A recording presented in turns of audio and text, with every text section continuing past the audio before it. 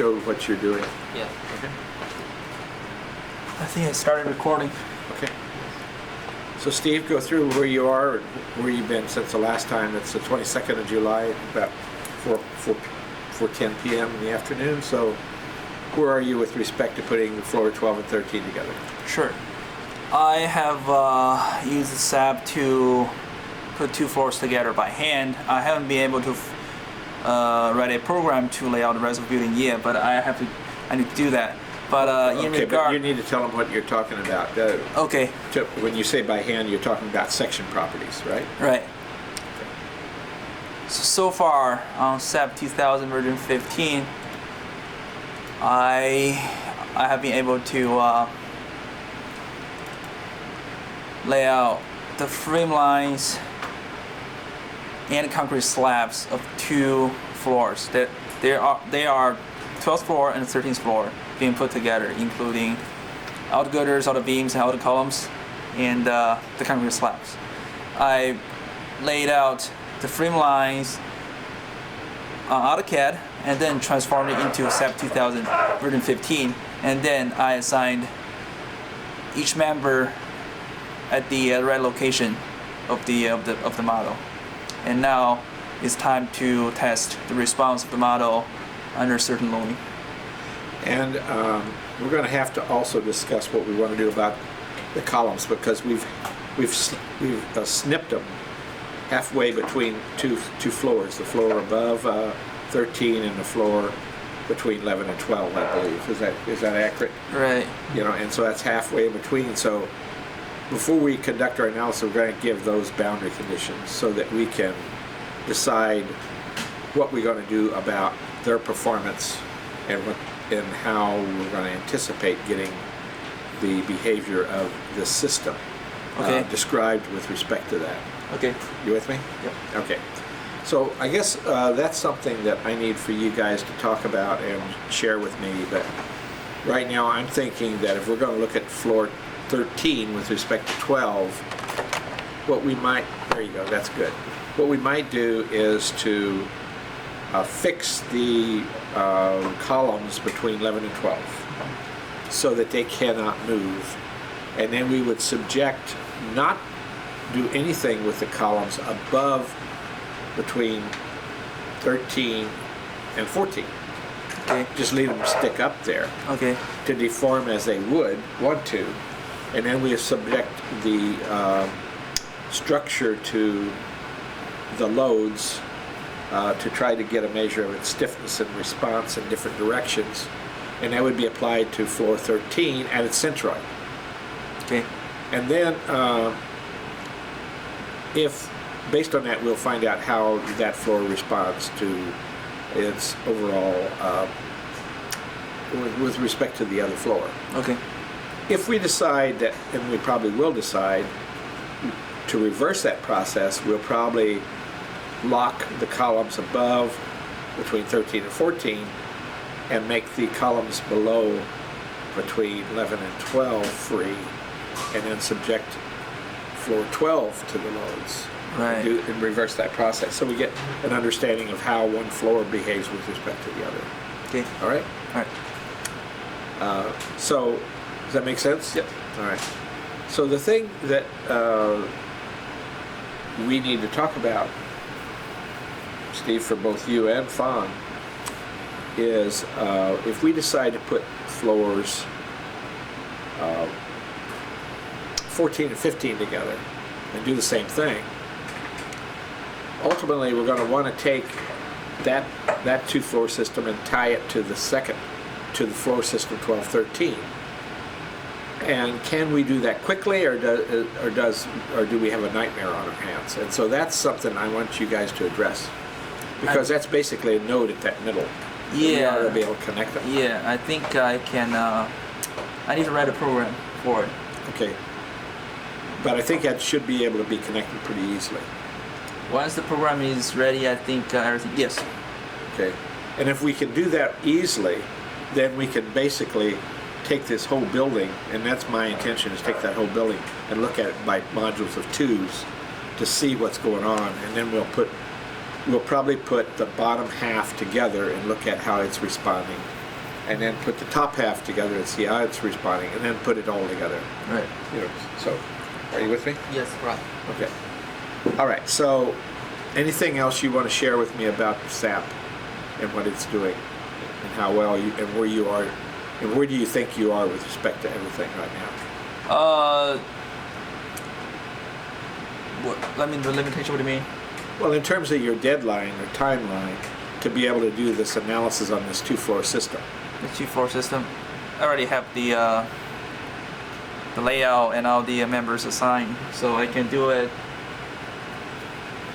today or tomorrow. That quick. Yes. You still need to find the centroid. Still need to include your boundary conditions. Oh right. So there's I think a few steps. Yeah, a few steps, but I definitely by the end of this week. Okay. Yeah, because I have done the bulk And part. before we do that, we probably need to have Fang check it. Okay. Right. Because otherwise, we could be running an analysis and that doesn't mean anything. So, Right. So let's make sure that's been let's looked at, made Okay. sure that it's correct, Okay. and then we perform the analysis. Okay. All right. Yeah. Yes. One more. No, good.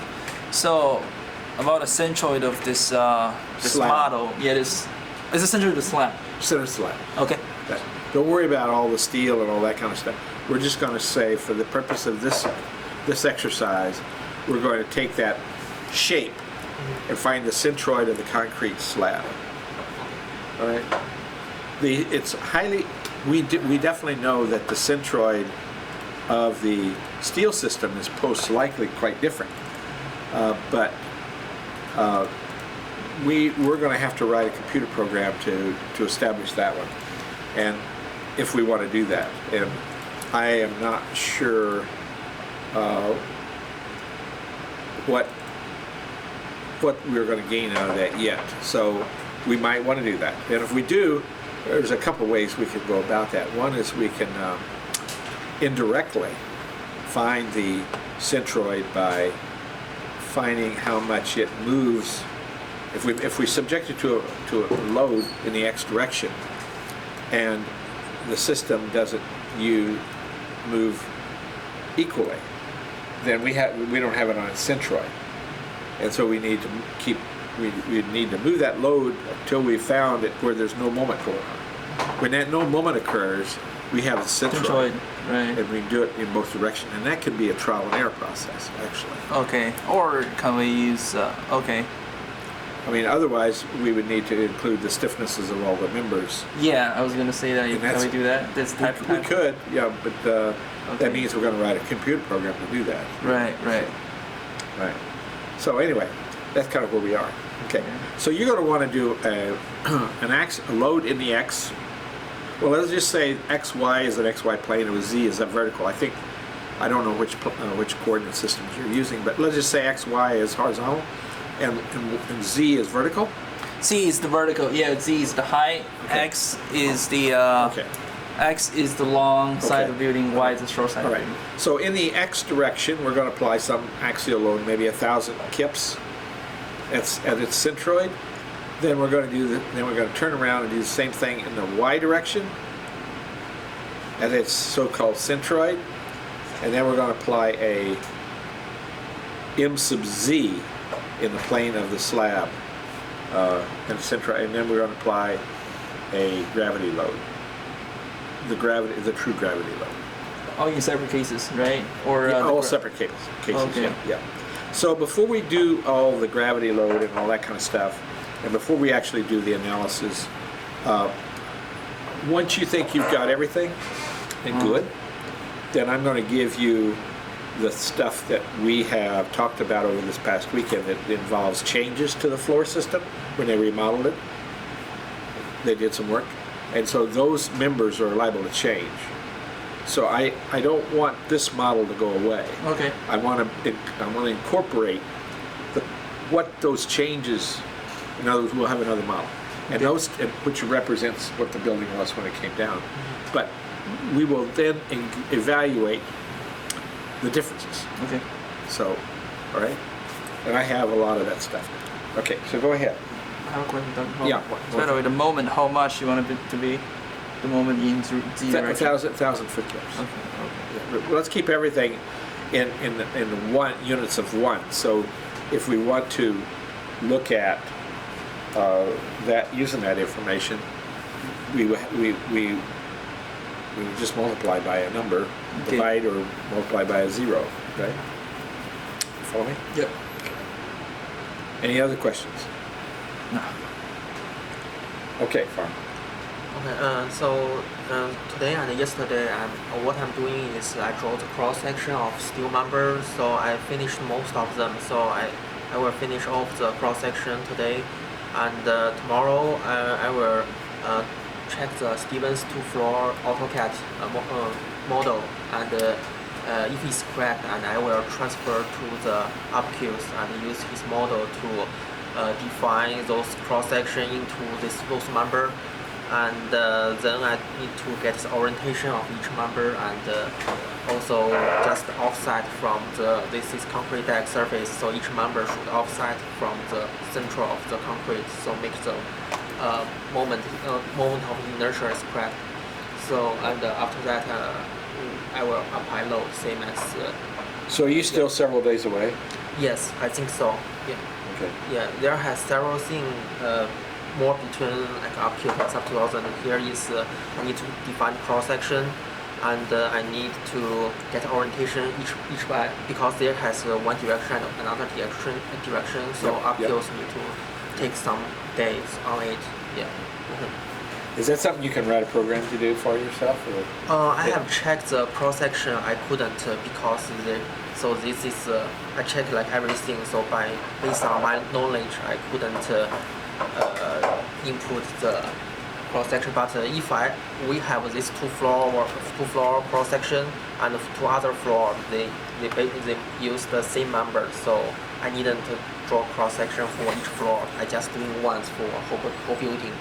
So this is like 2 days for whole building. Well, would it help you to put those in a spreadsheet so that when you grab, you just copy and paste?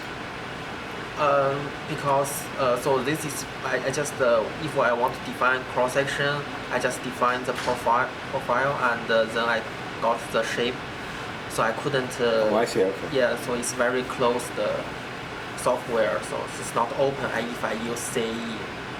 But Abacus gives you the capability to add an algorithm. I mean, you could literally Yeah. write an algorithm Yes. to do all of that, and then just import that data, couldn't you? Yes, I think I could. Yes, I think I could. Yeah. Yeah. Yes, I think we could. Yeah. I'm just worried that if we don't do that, we might be at it a long time. So give some thought to maybe that might be a better choice for you. Okay. You know? Same thing I was telling you. You know, if you can write. Yeah. I mean, since we're dealing with 47 stories, and so if we can find a way to cut our work down and spend the time doing some other things, Yeah. then I think even if it takes you 3 or 4 days to write the program, you're still going to be way ahead. You know, because the time you put this in by hand over and over and over again, Yes. how do we overcome that? Yes, it's definitely a writable program. Take some time.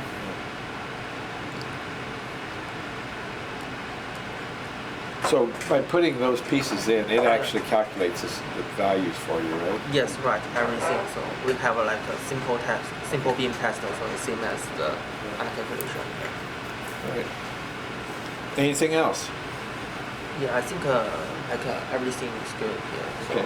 yeah, So when do you think you think you'll be able to run something next week then? yes, Okay. yes. All right. And you've already done preliminary runs on this thing, so you know, other than having the exact sectional properties in it, that it's working correctly, right? Yes, if we have a right cross section, the software get right result. So, yeah. Okay. And this is primarily composite behavior you got Yeah. right now? Yes. Do you know how to handle the situation where you have non-composite components?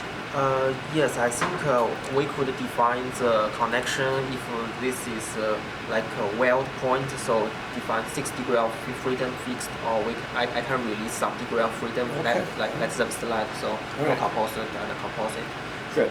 It should work. Because there's areas here at over near column 79 where I believe Yeah. the girder doesn't have some shear connectors on it, so we're going to have to accommodate that behavior. So, Yes. all right. Anything else? And Dr. Hulsey, I'll send you the phone number of the headquarters of SAP 2000. Well, you and I'll call Tonight. together. Okay. So tomorrow we'll sit down and make the phone call, Okay. and because I want you to be there to hear what they have to say. Okay. All right. So anything else? I think yes, everything.